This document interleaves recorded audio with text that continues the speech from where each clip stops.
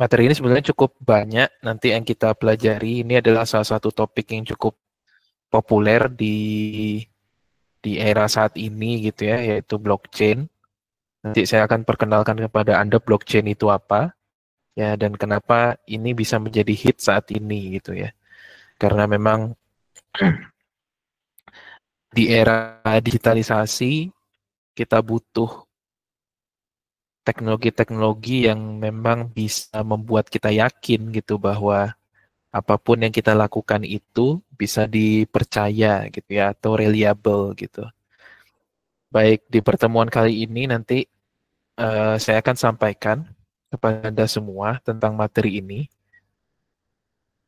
Jadi pada dasarnya materi blockchain tidak ditargetkan kepada Anda semua untuk bisa membuat infrastruktur blockchain secara luas gitu ya. Tidak gitu, karena memang cost-nya sangat besar. Jadi target saya adalah Anda harus mampu saja tahu persis blockchain itu apa, sehingga nanti kalau Anda masuk di dunia kerja, orang ngomong blockchain, kita tahu itu blockchain itu maksudnya apa gitu.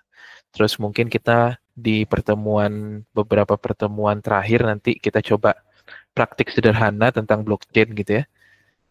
Bagaimana blockchain itu secara sederhana bisa bisa melakukan securing dari data. Baik, ini ada satu video, mungkin sebelum saya jelaskan, uh, Anda bisa lihat ya.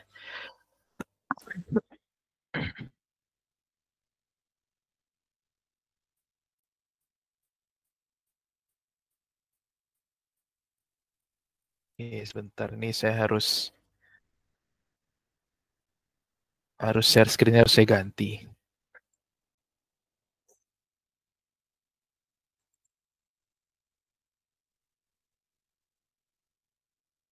Oke, baik. Used. Like the name indicates. Suaranya terdengar nggak? Terdengar, Pak. Oke. Ini prinsip dasar dari blockchain yang sebelum saya jelaskan, Anda bisa lihat dulu. Blockchains are incredibly popular nowadays. But what is a blockchain?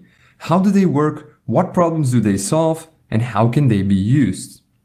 Like the name indicates, a blockchain is a chain of blocks that contains information. This technique was originally described in 1991 by a group of researchers and was originally intended to timestamp digital documents so that it's not possible to backdate them or to tamper with them, almost like a notary. However, it went by mostly unused until it was adapted by Satoshi Nakamoto in 2009 to create the digital cryptocurrency Bitcoin. Now, a blockchain is a distributed ledger that is completely open to anyone. They have an interesting property.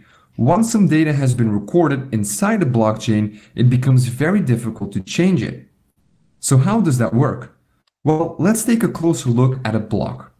Each block contains some data, the hash of the block, and the hash of the previous block.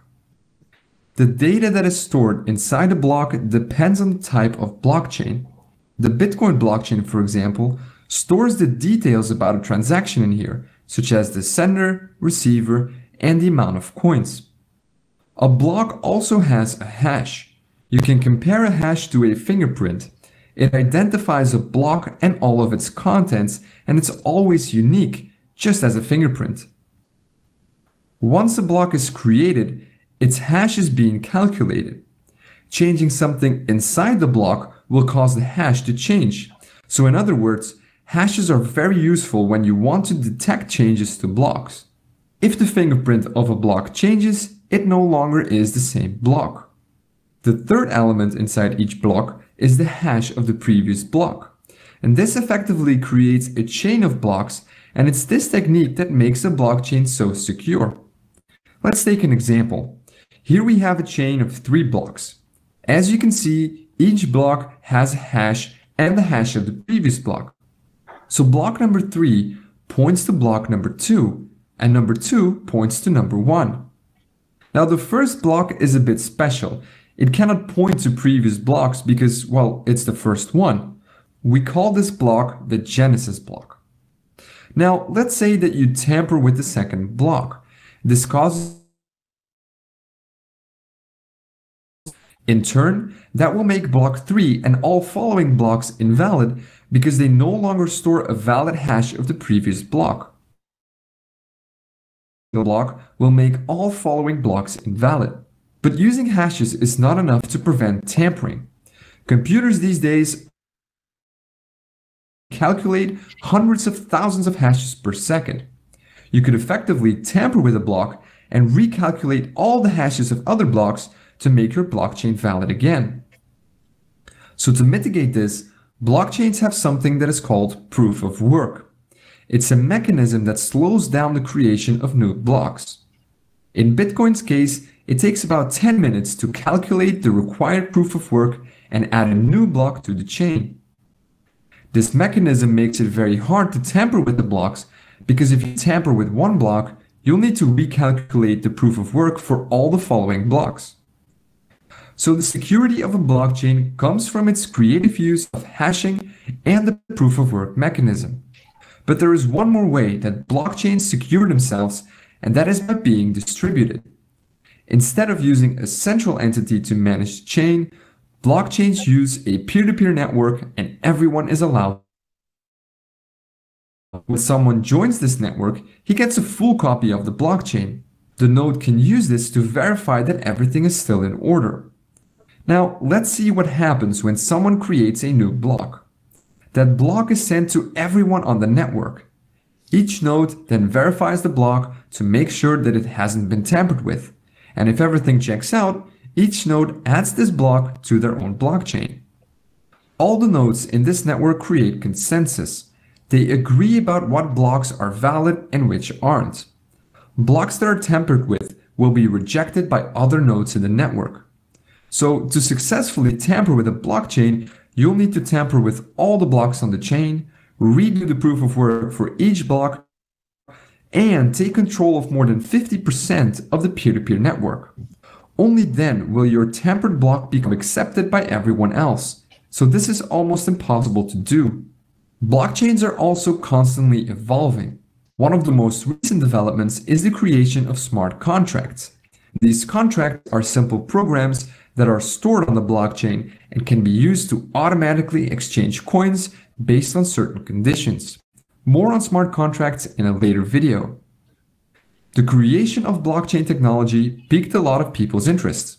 Soon others realized that this technology could be used for other things, like storing medical records, creating a digital notary, or even collecting taxes. So now you know what a blockchain is, how it works on a basic level, and what problems it solves. Want to learn how you can implement a simple blockchain in JavaScript? Then check out this video here. And as always, Baik, itu pengantar singkat ya. Jadi setelah Anda lihat tadi bahwa teknologi ini bermula dari Bitcoin awalnya ya.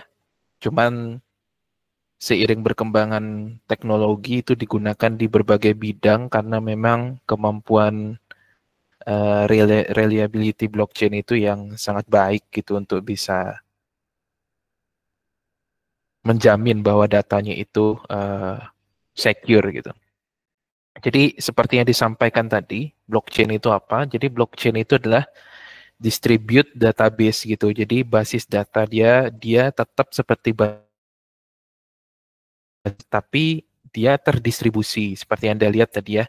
Jadi peer to peer gitu. Jadi siapapun yang terlibat di situ, misalkan ada 4 orang, 5 orang, 6 orang, 7 orang gitu, itu masing-masing memiliki kopi dari blockchain-nya itu sendiri gitu. Jadi misalkan ada saya gitu ya, ada Raken gitu, misalkan gitu, ada kami berdua misalkan melakukan transaksi. Ketika kami melakukan transaksi, maka blok baru akan dibentuk dan masing-masing dari device kami, katakan device-nya Raken dengan device-nya saya, itu akan dikirimkan kopi dari masing-masing database-nya gitu, sehingga ketika salah satu device atau perangkat itu diretas gitu ya, atau diubah, perangkat lainnya akan mencegah gitu. Mencegah itu maksudnya gimana Pak? Mencegah karena akan membuat node-nya itu menjadi invalid seperti yang Anda lihat tadi ya. Ketika diubah satu blok, maka itu akan mempengaruhi blok lainnya, termasuk juga dia akan divalidasi pada peer lainnya gitu. Jadi, oh ini blok ini nih nggak sesuai nih, berubah, tidak sesuai dengan peer, tidak sesuai juga dengan blok berikutnya gitu ya. Sehingga menjadi krusial pada sistem cryptocurrency gitu. Jadi awalnya adalah proses ini digunakan pada sistem cryptocurrency gitu.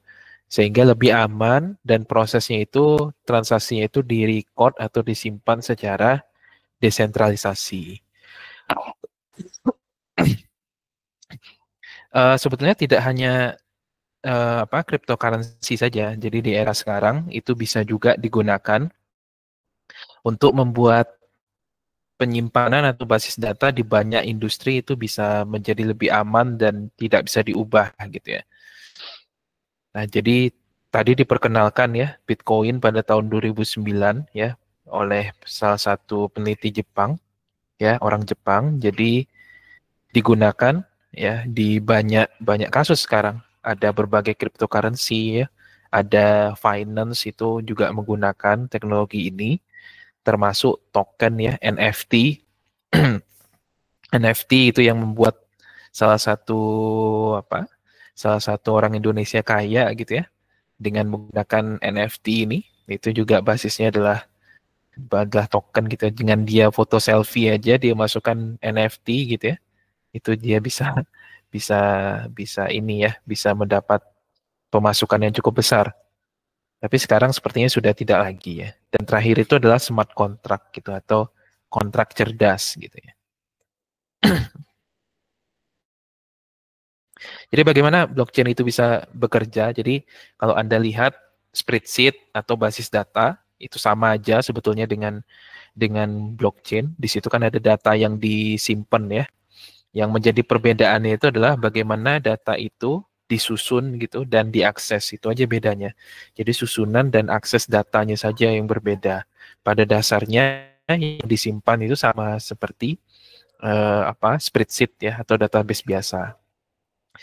Lalu berikutnya blockchain itu memiliki program ya, program di dalamnya yang disebut sebagai script gitu ya. Script.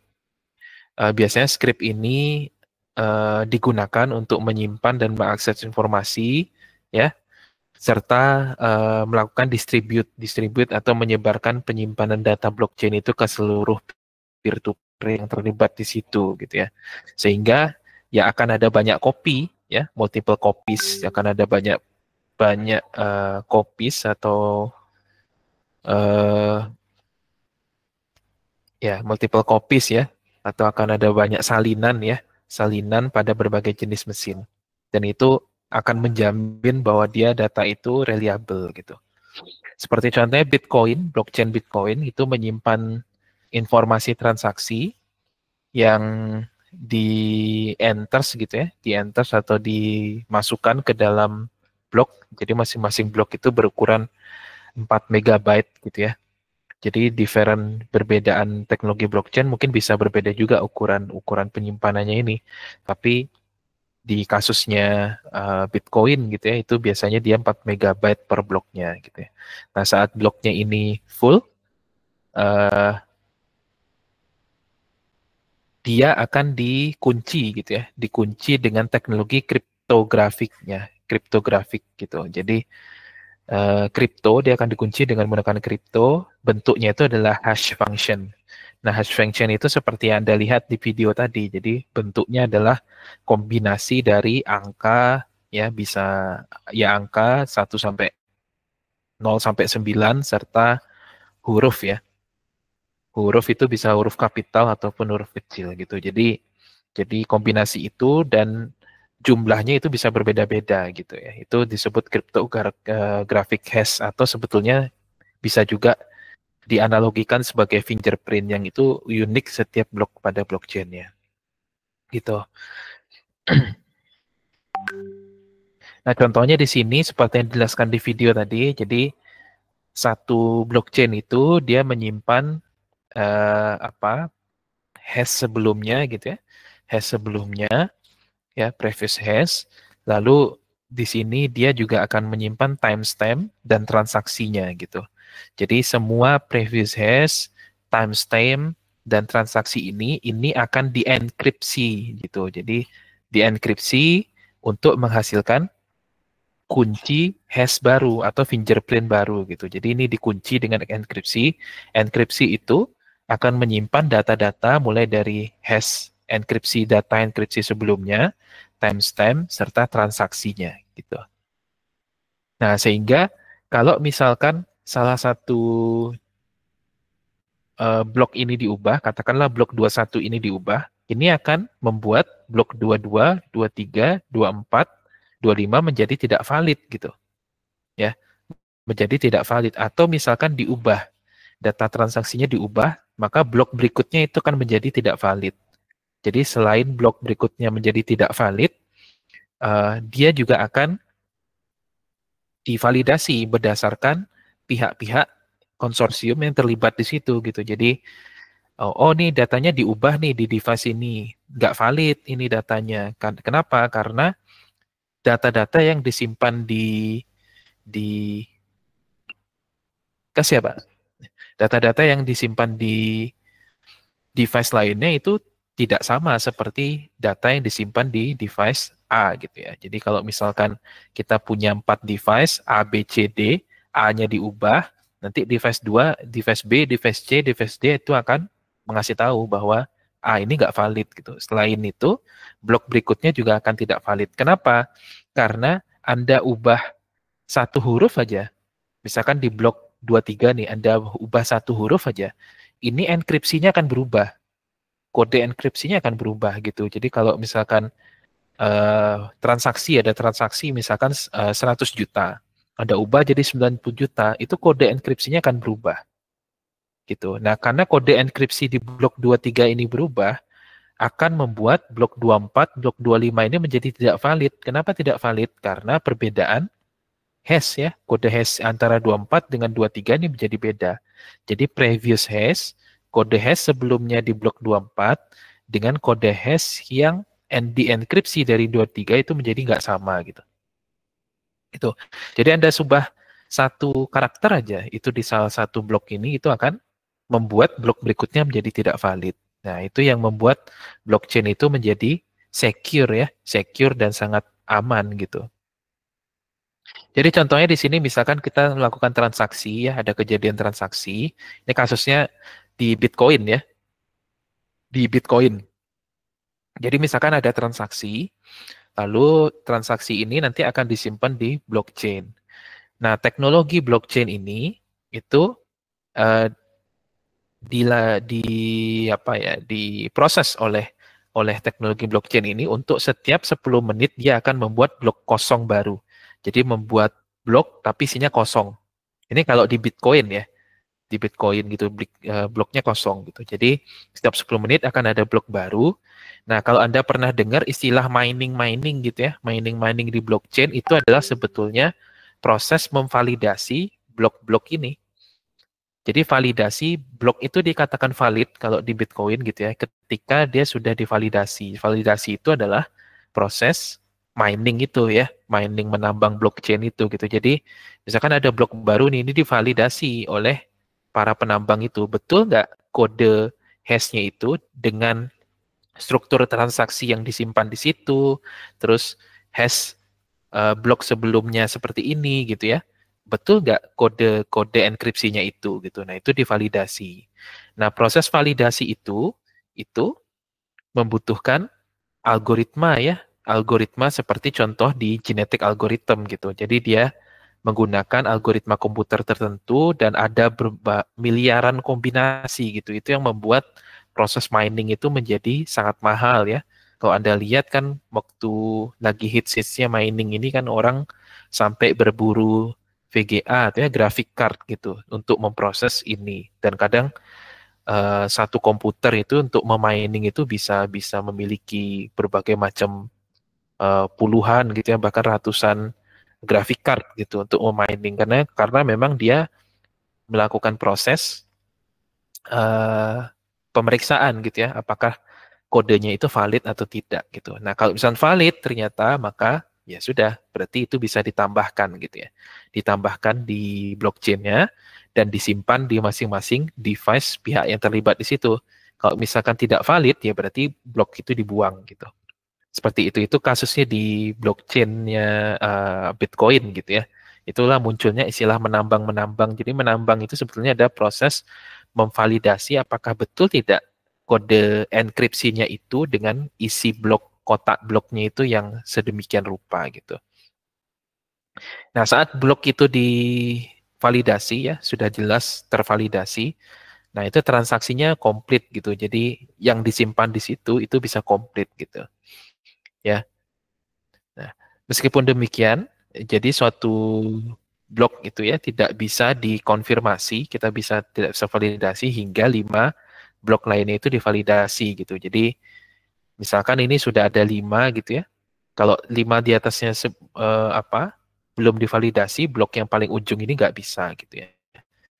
Gitu. Nah, ini setara dengan 60 menit rata-rata dia bilang di sini gitu. Jadi memang mining ini butuh resource yang sangat besar karena berurusan dengan kemampuan prosesor untuk mencoba melakukan kombinasi-kombinasi model matematik dan algoritma gitu ya untuk memvalidasi enkripsinya. Itu. Jadi blockchain kata kuncinya satu lagi adalah tadi desentralisasi. Jadi blockchain memungkinkan data pada database itu untuk disimpan, spread ya, disebar pada node-node. Node-node yang dimaksud ini adalah setiap peer-to-peer atau pihak yang terlibat di situ gitu ya, yang menjalankan software blockchain-nya gitu ya. Sehingga creates ya, membuat redundancy dan menjaga gitu ya, menjaga keabsahan dari data tersebut gitu. Contohnya misalkan seseorang mencoba mengubah record gitu ya, rekaman atau catatan di satu node, yang ini akan membuat node lain ini akan mencegah ini terjadi gitu ya, dengan membandingkan kode hash-nya atau kode enkripsinya gitu ya. Sehingga tidak ada satu node pun yang bisa diubah informasinya pada rantai blockchain itu. Nah, karena ini terdistribusi gitu ya, dan dienkripsi ya, bahwa pekerjaan itu sudah semua transaksi pada satu blok itu sudah valid dan dienkripsi ya. Blockchain data seperti transaction history ya menjadi tidak bisa diganggu gugat gitu ya. Itu luar biasanya blockchain gitu. Jadi teknologinya itu adalah hashing, algoritma hashing ya. Ya, atau biasanya kalau dalam istilah apa namanya, istilah cryptocurrency gitu ya, itu disebut sebagai token gitu.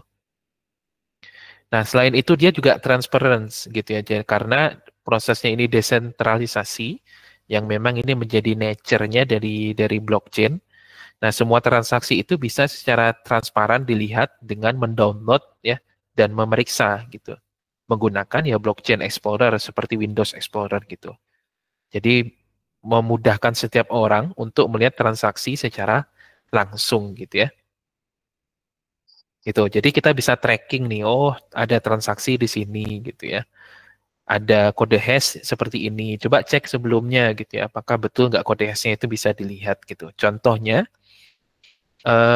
misalkan terjadi hacking ya, hacking pada proses transaksi ya di suatu blok gitu ya.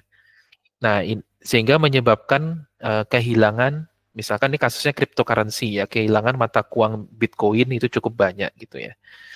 Nah, di sini bisa dilihat bahwa hacker pasti bekerja secara anonymous gitu ya, atau tidak menampilkan identitasnya gitu ya. Nah, tapi kalau di blockchain itu bisa kelihatan address walletnya gitu ya. Dan sehingga kita bisa sangat mudah untuk memeriksa gitu, memeriksa apa hubungan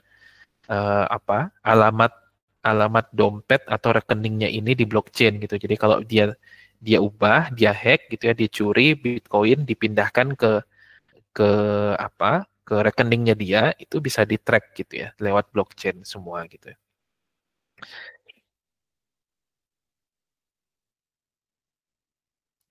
Baik. Lalu berikutnya pertanyaannya, apakah blockchain ini secure, aman atau tidak? Ya pasti ya, namanya bikinan manusia pasti itu tidak 100% aman gitu. Jadi tidak semua blockchain itu 100% tidak bisa diserang atau tidak bisa dihack gitu, tidak juga gitu ya. Nah, yang terjadi sebetulnya ini menjadi sangat sulit untuk dihack gitu. Kenapa? Karena adanya buku besar yang terdistribusi gitu. Jadi penyimpanan itu terdistribusi gitu ya. Nah, karena setiap beberapa sangat cepat ya, setiap beberapa detik atau 10 menit tadi terjadi blok-blok baru, dan itu tidak hanya serial saja, tapi ada banyak transaksi kan di sana, sehingga jadi sangat-sangat banyak sekali gitu ya blok yang terbuat gitu. Nah, kalau Anda lihat di sini yang membuat dia sulit itu untuk diserang itu adalah setidaknya kalau misalkan seorang hacker itu ingin menyerang jaringan blockchain gitu, maka dia butuh menyerang jaringan itu 51%. Jadi katakanlah blockchain itu punya 10 juta gitu ya. 10 juta jaringan yang tersebar pada sekian ratus gitu ya, sekian ratus pengguna gitu ya, katakanlah 100 pengguna. Maka setidaknya si hacker itu harus menyerang ya 5 juta satu ya, 5 juta satu dari jaringan itu, blok itu. Itu kan cukup cukup membutuhkan computational power yang sangat besar itu ya. 5 juta satu bloknya harus diretas, termasuk 100 orang, berarti 51 orang itu harus diubah datanya. Gitu, sehingga itu sangat-sangat hampir-hampir tidak mungkin gitu ya. Gitu. Nah, untuk Bitcoin Network aja itu punya 640 exahash ya per second gitu ya. Jadi hash-nya itu 640 exahash gitu. Jadi kalau dinolkan itu 18, ada 18, jadi 640. Jadi ada 18 tambah 3 berarti ada 21 karakter gitu ya dari hash gitu yang mengunci dari blockchain itu. Jadi misalkan A B C D E 1 2 3 4 5 X Y Z dan seterusnya itu kan kode hash-nya itu ada sekitar 21 gitu. Ini pada September tahun 2024 gitu. Gitu. Nah, kalau kasusnya di Ethereum contohnya, Ethereum blockchain gitu ya. Itu pada September 2024 aja itu ada 33,8 juta ya Ethereum ya, Ethereum blockchain 33,8 juta ya. 8 juta blok gitu ya, ada 33,8 juta dengan lebih dari 1 juta validator gitu. Jadi ada lebih dari 1 juta orang yang terlibat di situ. Nah, Anda bayangkan sebagai hacker Anda harus meretas setengah dari 33,8 ini, termasuk setengah dari 1 juta validator ini. Itu kan hampir tidak mungkin ya.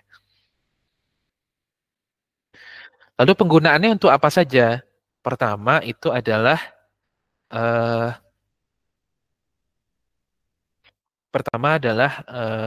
ini ya, untuk banking and finance gitu. Jadi banking and finance ini bisa sudah mulai mengarah ke blockchain gitu. Jadi dengan mengintegrasikan blockchain ke bank, jadi kita sebagai nasabah gitu ya bisa melihat transaksi kita dalam satuan menit dan second gitu.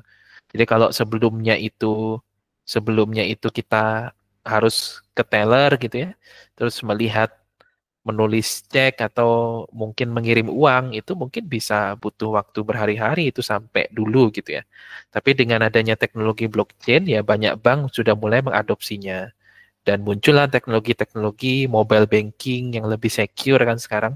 Mobile banking yang lebih secure karena mereka punya teknologi blockchain mereka sendiri yang meskipun saya yakin tidak sama persis ya seperti blockchainnya Bitcoin gitu. Lalu nilai tukar uang atau currency gitu ya. Ini karena blockchain ini menjadi pondasi dari cryptocurrency seperti Bitcoin. Ya, Bedrock itu adalah pondasi atau dasar gitu. Jadi memungkinkan kita untuk bisa melakukan transaksi cross border. Jadi tidak lagi tergantung pada batasan-batasan negara gitu. Kalau sebelumnya kan rupiah, ringgit Malaysia gitu ya, dolar Singapura, dolar Australia, dolar Amerika dan seterusnya gitu ya. Itu kan ada currency-nya di situ. Tapi kalau dengan Bitcoin kan kita tidak dibatasi ini ya, dibatasi daerah atau wilayah gitu. Berikutnya healthcare. Jadi di healthcare juga digunakan untuk apa Pak? Untuk menyimpan rekaman medis setiap pasien kita gitu ya. Jadi saat rekaman medis ini dimunculkan dan disetujui oleh si pasien dan dokternya gitu ya, itu bisa ditulis di blockchain gitu ya. Jadi membuat si pasien yakin bahwa rekaman medis dia tidak diotak-atik atau diubah-ubah gitu. Nah, itu kan ada kejahatan juga di medis, rekaman medisnya diubah-ubah gitu ya untuk kepentingan oknum tertentu gitu. Itu juga bisa diterapkan di healthcare. Lalu property records. Anda bayangkan Anda beli tanah gitu ya, Anda beli bangunan gitu, dan di era sekarang dengan adanya isu mafia tanah itu kan menjadi sulit tuh. Menjadi sulit kan isu mafia tanah gitu, karena kita nggak tahu persis apakah surat yang ada di suatu tanah atau di suatu bangunan itu betul nggak punya orang itu, dan siapa pemilik sebelumnya gitu ya, bagaimana rekor transaksi sebelumnya itu kita tidak tahu gitu ya, atau apakah ada sertifikat ganda gitu ya, sertifikat ganda itu kan kita juga nggak tahu gitu. Nah, kalau dengan blockchain itu kita bisa telusuri betul ini transaksinya seperti apa tanah ini gitu ya. Apakah ada sertifikat lain tidak yang mengklaim tanah ini gitu. Nah, itu terkait dengan property records ya. Lalu berikutnya smart contracts, tadi sudah dijelaskan di video gitu ya. Ini smart contract ini sebetulnya mirip seperti blockchain, jadi isinya transaksi ya, transaksi-transaksi. Jadi saat suatu kondisi disepakati oleh dua belah pihak ya, smart contract ini bisa menghasilkan suatu blockchain gitu. Jadi bedanya dengan Bitcoin adalah kalau Bitcoin kan transaksi pengiriman mata uang Bitcoinnya. Kalau smart contract ini adalah kesepakatan antara dua pihak, tiga pihak, empat pihak yang direkam ke blockchain gitu. Sehingga itu bisa dijamin bahwa tidak ada perubahan di data itu gitu ya. Terus supply chain ya. Supply chain itu ini sudah dipakai oleh IBM untuk food industry ya, di rantai pasok gitu ya, menggunakan blockchain itu untuk melakukan tracking atau traceability, sehingga blockchain ini juga populer di supply chain untuk melakukan proses traceability. Salah satu yang populer itu apa? Yaitu halal food ya. Halal food kan itu butuh banget tuh trace-nya gitu ya. Dari mana produk ini ya berasal, apakah dia ada organik atau tidak. Kalau misalkan dia klaim organik, produk ini betul nggak organik, itu kan bisa ditelusuri dengan blockchain. Lalu produk ini misalkan mengandung diproses dari bahan-bahan lokal, dari bahan-bahan dalam negeri, betul nggak diproses dari dalam negeri gitu ya. Lalu misalkan kalau kasusnya untuk halal gitu, betul nggak apakah proses mulai dari pengadaan bahan baku sampai menjadi produk gitu, itu betul nggak memenuhi standar dan spesifikasi halal gitu. Nah, jadi kalau di Forbes itu memang di food industry itu sudah menggunakan blockchain untuk tracking ya, tracking safety foodnya dari petani hingga ke customer akhir gitu. Nah, selain smart contract ya, itu juga digunakan di voting ya. Di voting, jadi blockchain protokol ini pernah digunakan untuk proses electoral proses ya di salah satu daerah. Jadi untuk memastikan bahwa apa yang terekam di setiap suara kita itu betul-betul tidak dijamin tidak diubah. Gitu. Tapi memang tetap ada pro dan kontranya. Jadi pro-nya adalah bahwa akurasi bisa kita tingkatkan gitu ya, dengan memisahkan ya keterlibatan human pada proses verifikasinya gitu. Terus yang kedua, reduksi biaya ya, dengan memisahkan ada third party verification gitu ya. Jadi blockchain itu bisa memverifikasi, kita jamin keyakinan reliability-nya, keandalannya ya dengan kode hash tadi. Terus desentralisasi ya, ini jadi sulit ini untuk retas gitu ya.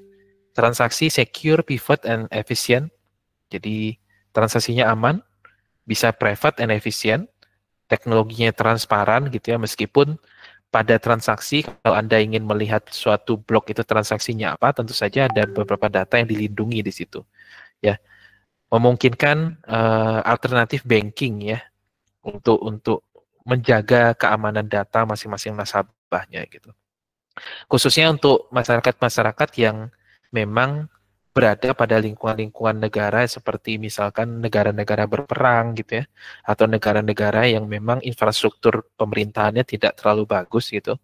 Nah, itu bisa menjadikan, misalnya contohnya kita menyimpan uang nih gitu ya. Nyimpan uang kan biasanya kita rentan pencurian gitu, tapi kalau kita simpan dalam bentuk blockchain gitu, itu bisa lebih aman gitu ya. Meskipun pada dasarnya ini teknologi ini masih dikembangkan untuk yang bagian akhir. Tapi kontranya adalah untuk membangun infrastrukturnya itu cukup mahal gitu ya. Terutama untuk yang sifatnya open blockchain itu, open blockchain atau bisa diakses siapapun gitu. Itu sangat mahal infrastrukturnya. Tapi kalau Anda bikin pada ruang lingkup katakanlah Pro DTI gitu ya, itu cukup cukup ya kayaknya tentu tidak sebesar itu gitu.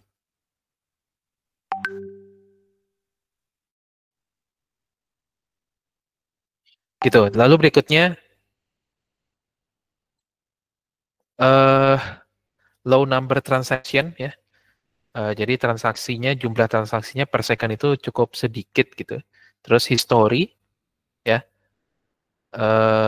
menggunakan aktivitas-aktivitas yang mungkin saja gitu ya berasal dari dark web gitu ya. Ada mungkin gitu ya. Tapi kalau misalkan terbatas di lingkungan tertentu, saya pikir enggak gitu.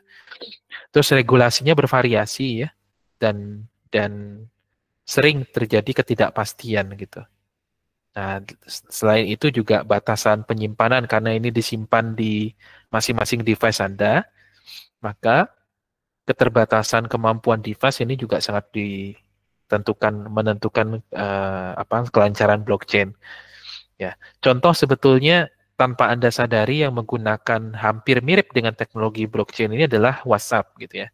WhatsApp itu Anda lihat hampir tidak mungkin itu diretas ya. Adanya mungkin ya phishing gitu ya. Karena dia menggunakan peer-to-peer encryption itu tadi gitu. Jadi kalau kalau Anda pengen misalkan saya chatting gitu dengan Raken gitu ya. Maka chatting antara saya dengan Raken itu hanya bisa diubah dan hanya bisa dilihat gitu ya dengan menggunakan enkripsinya dari saya, kunci enkripsi dari saya dan kunci enkripsinya dari Raken gitu. Seperti itu gitu ya. Tapi kalau ada orang ketiga pengen masuk ke situ ya dia nggak bisa karena dia tidak punya kuncinya. Dan kalau misalkan pengen diubah ya itu juga tidak bisa karena kunci saya punya, Raken pun punya gitu ya. Nah, itu kan juga kalau Anda lihat WhatsApp itu kan juga juga chat kita serta file-file yang ada di WhatsApp itu juga disimpan di device kita masing-masing kan. Di device kita masing-masing gitu. Nah, kadang kalau bagi kita yang males gitu ya membersihkan WhatsApp ya itu bisa memenuhi memori kita. Itulah kurang lebih blockchain seperti itu, mirip seperti WhatsApp. Teknologinya itu adalah peer-to-peer encryption gitu. Jadi ya itu kelemah kekurangannya ya harus rajin-rajin bersihin itunya, bersihin WhatsApp-nya gitu.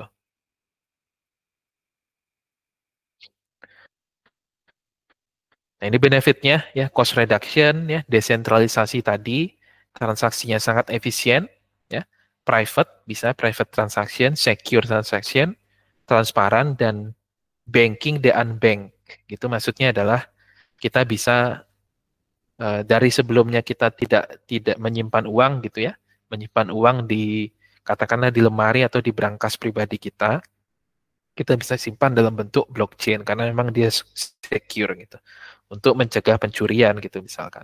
Atau mungkin kita berada pada situasi zona perang gitu kan, zona perang negara perang itu kan nggak mungkin uang itu kita simpan terus dalam rumah kita gitu di brankas rumah kita, pasti kita harus simpan di tempat lain gitu. Dan kalau untuk mengakses bank itu kan sangat sulit gitu ya. Nah, itu bisa disimpan dalam bentuk blockchain gitu. Oke, ada pertanyaan?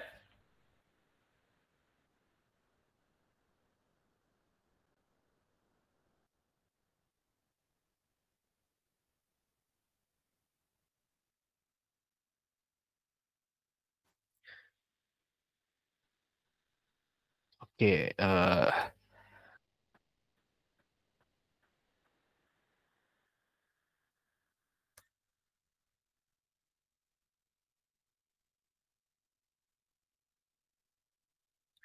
baik, kalau tidak ada pertanyaan, materi di pertemuan kali ini saya pikir saya cukupkan ya.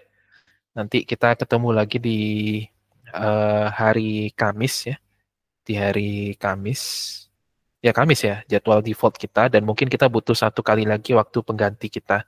Mungkin bisa di Sabtu nanti mungkin ya. Di Sabtu pagi gitu mungkin bisa. Atau mungkin di Jumat juga tidak ada masalah gitu. Karena kalau di Kamis kan kepotong dengan mata kuliah ini ya metodologi penelitiannya POSI gitu. Jadi mungkin di Jumat bisa. Kalau di Jumat bisa nggak kita adakan satu kali lagi kuliah kita? Apa ada yang kuliah di hari Jumat?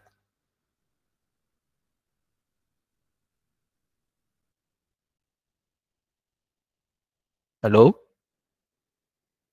Kalau dari saya Jumat pagi bisa sih Pak. Ya, Jumat pagi ya, jam 9 ya, jam 10 lah.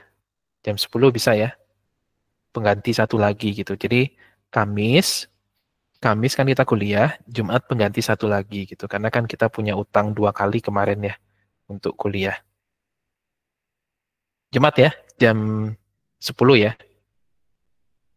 Oke ya. Ya, Nanti baik Pak. ya nanti ingetin saya Raken ya. Kalau nggak ada yang komen berarti ya saya anggap oke. Gitu. Siap Pak. Oke. Baik teman-teman sekalian, itu materi kita hari ini ya. Silakan dipelajari. Nanti slide ini saya unggah ke apa? Ke Google Classroom ya. Silakan dibaca. Untuk tugasnya nanti mungkin setelah materi ini selesai saja. Oke. Terima kasih adik-adik sekalian. Saya cukupkan kelasnya ya. Selamat siang. Assalamualaikum warahmatullahi wabarakatuh. Waalaikumsalam. Terima kasih Pak. Terima kasih, Pak.